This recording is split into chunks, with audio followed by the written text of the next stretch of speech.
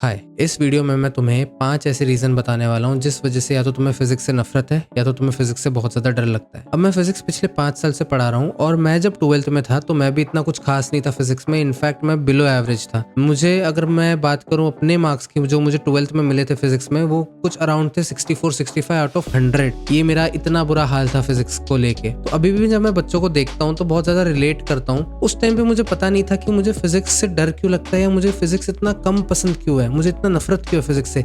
देखते ही ऐसा लगता है कि भाई फेंक दो उठा के बुक। और अब मैं 4 साल से उसी को पढ़ा रहा हूँ। तो ऐसा क्या हो गया ये तो मैं कभी और बताऊंगा कि इंजीनियरिंग करने के बाद मैं फिजिक्स टीचर कैसे बन गया। बट इस वीडियो में हम समझने की कोशिश करते हैं कि जो फिजिक्स से डर लगता है या फिजिक्स को पढ़ते ही गुस्सा आने लगता है, ये क्यों आने लगता है। तो रीजन नंबर 1 है कि you hate physics because you hate maths. ये मेरा रीजन था फिजिक्स को हेट करने का। बाद में चल के जैसे ही मैंने अपनी मैथ्स सुधारी, मुझे फिजिक्स अपने आप समझ में आने लग गया। बिकॉज थियोरटिकल पार्ट में मैं बहुत क्लियर था। 10th तक जो भी मैंने फिजिक्स पढ़ी थी मैं न्यूमेरिकल छोड़ के जाता था, जैसे तुम में से बहुत सारे लोग करके जाते होगे। बट मैं थ्योरी बहुत अच्छे से पढ़ लेता था बिकॉज वो चीज़ मुझे समझ में आती थी। तो मेजॉरिटी बच्चों का रीज़न फिजिक्स को हेट करने का ये है कि उन्हें मैथ्स ही नहीं पसंद।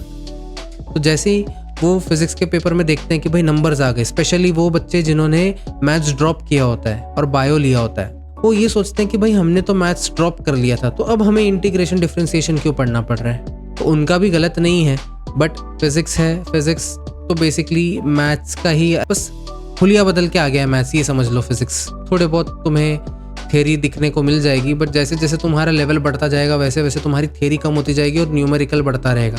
तो रीजन नंबर 1 है फिजिक्स को हेट करने का कि you hate physics because you hate maths. Reason number 2 why you hate physics is because you hate your teacher.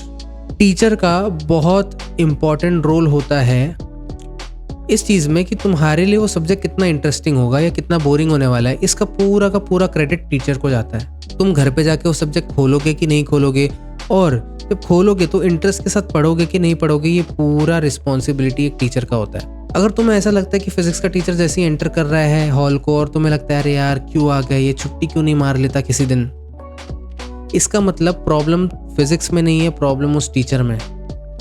तुम क्या करते हो, बिकॉज तुम टीचर को हेट करते हो या टीचर तुम्हें नहीं पसंद उस पर्टिकुलर सब्जेक्ट का, भले ही उसको कितना भी अच्छा आता हो। मैं ये भी मानता हूँ कि एक टीचर हर स्टूडेंट को केटर नहीं कर सकता, चाहे वो कितना भी ट्राई करे। हर स्टूडेंट का पढ़ने का तरीका अलग अलग होता है। बट फॉर एनी रीजन अगर तुम टीचर को हेट करते हो, टीचर तुम्हें नहीं पसंद, तो तुम उसका गुस्सा उसके सब्जेक्ट पे उतारते हो। ये चीज़ ध्यान में रखना, थोड़ा बैठ के सोचो इस बारे में कि तुम्हें सब्जेक्ट नहीं पसंद है या तुम्हें सब्जेक्ट पढ़ाने वाला नहीं पसंद है जिसकी पनिशमेंट तुम सब्जेक्ट को दे रहे हो। ये बहुत केसेस में मैंने होते हुए देखा है। बच्चे आते हैं कॉलेज से कि भाई सर वो टीचर इतना खड़ूस है, क्या पढ़ाता है, आता है बोर्ड की तरफ देखता है, टेक्स्ट बुक से कुछ लिखता है और चला जाता है। ये एक बहुत बड़ा रीज़न है कि बच्चों को फिजिक्स नहीं समझ में आती, बिकॉज उनको टीचर ही वैसा नहीं मिला।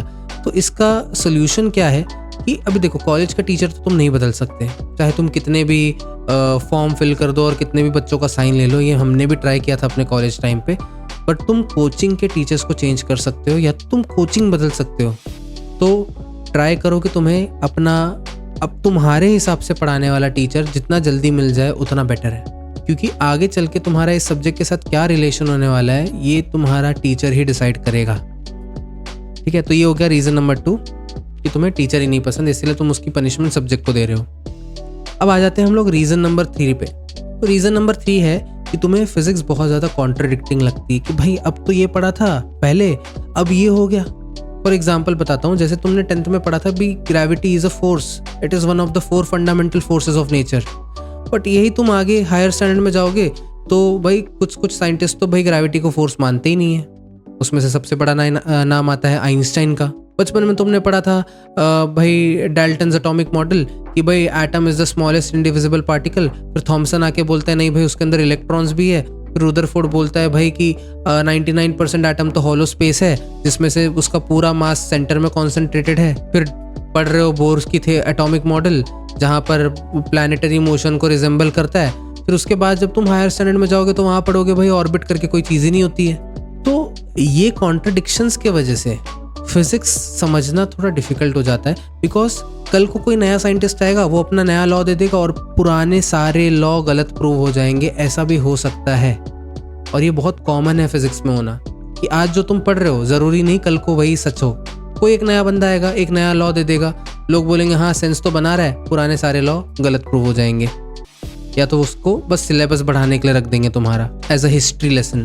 पर यही चीज़ फिजिक्स को इंटरेस्टिंग भी बनाती है कि फिजिक्स खुद को अपडेट करता रहता है टाइम के साथ। तुम्हें रिपीटेटिव चीज़ें पढ़ने की ज़रूरत नहीं है फिजिक्स में। तो अगर तुम इसे एक ड्रॉबैक से ज़्यादा एक अच्छी चीज़ समझोगे ना फिजिक्स के बारे में कि भाई हम इवॉल्व हो रहे हैं कॉन्स्टेंटली, तो तुम्हें फिजिक्स थोड़ा इंटरेस्टिंग लगने लग जाएगा।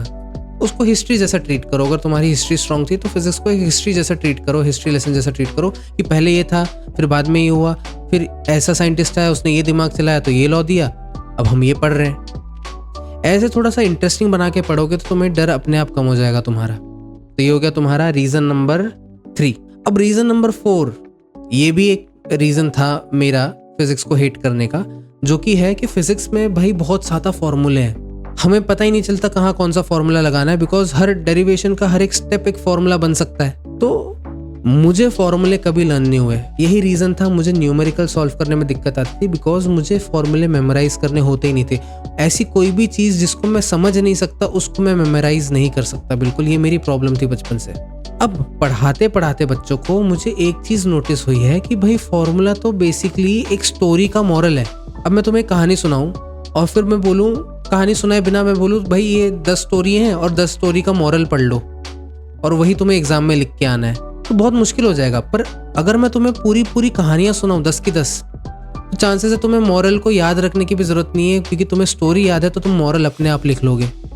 तो फॉर्मूले का भी यही केस है। जो फॉर्मूला होता है वो मोस्टली क्या होता है, डेरिवेशन का फाइनल आंसर होता है। तो तुम डेरिवेशन को एक स्टोरी समझो, और जो हम लोग डेरिवेशन को स्टार्ट करने के पहले लिखते हैं ना कि let v be the final velocity, u be the initial velocity, उनको तुम स्टोरी के कैरेक्टर समझो। तो कैरेक्टर्स मिल के कुछ काम कर रहे हैं डेरिवेशन के बीच में, और फिर फाइनल में जो तुम्हें आंसर मिल रहा है that is the moral of the entire story.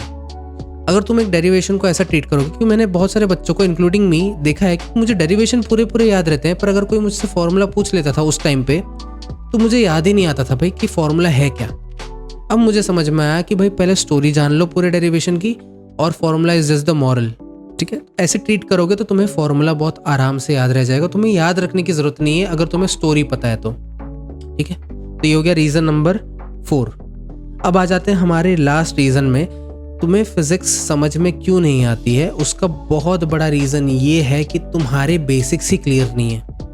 अगर तुम्हें इक्वेशन ऑफ मोशन पढ़े ही नहीं है कभी ज़िंदगी में, तुम्हें पता ही नहीं है भाई यूनिफॉर्म सर्कुलर मोशन क्या होता है, स्पीड कांस्टेंट होती है या वेलोसिटी कांस्टेंट होती है, स्केलर क्वांटिटी क्या है, वेक्टर क्वांटिटी क्या है, सेंट्रीपिटल फोर्स क्या होता है, फ्यूगल क्या होता है, उसमें से रियल कौन सा है, सूडो कौन सा है, ये सारी चीज़ें बहुत बेसिक चीज़ें जो कि हम लोग लोअर ग्रेड्स में पढ़ के आते हैं। अगर तुम्हें यही चीज़ नहीं पता और तुम सीधा जा रहे हो बैंकिंग ऑफ रोड सीखने, तुम्हें पता ही नहीं है इनर्शियल फ्रेम क्या होता है, नॉन इनर्शियल फ्रेम क्या होता है, ये सारी चीज़ें तुम्हें आइडिया ही नहीं है कुछ, और तुम सीधा रटने बैठ गए, तो कैसे समझ में आएगी तुम्हें चीज़ें?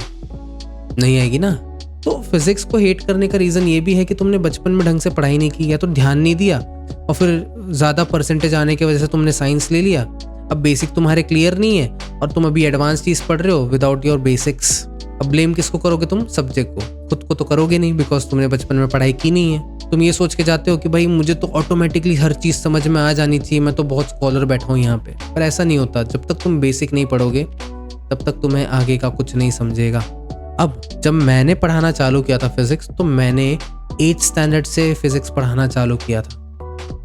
तब जाके मुझे 11-12 का थोड़ा बहुत समझना चालू किया था, जब मैंने टीचिंग चालू की थी तब। वरना उसके पहले मैंने इंजीनियरिंग कर डाली थी, पर मेरे बेसिक्स क्लियर थे ही नहीं उस टाइम तक। इंजीनियरिंग खत्म करने तक मेरे बेसिक्स क्लियर नहीं थे।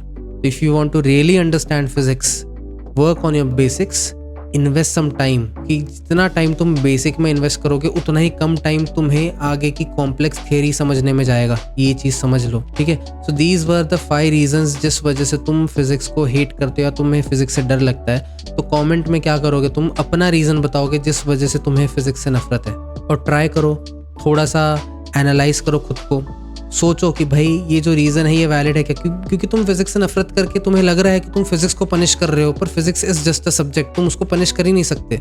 तुम सिर्फ अपने मार्क्स को कम करवा रहे हो। तो ये थोड़ा बचपना है तुम्हारा, जो बाद में चल के रियलाइज़ होगा कि भाई तुम्हें लग रहा है कि तुम किसी और को पनिश कर रहे हो, पर एक्चुअली तुम्हारे ही मार्क्स कम हो रहे हैं। जितना जल्दी हो सके आइडेंटिफाई करो तुम्हारा फियर या तुम्हारा जो भी ग्रज है फिजिक्स के अगेंस्ट, एंड उसके लिए काम करना चालू करो, उसको सुधारने के लिए थोड़ा, ठीक है।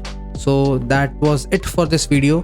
I hope you like this video, and हम लोग मिलेंगे नेक्स्ट वीडियो में। तब तक के लिए बाय बाय।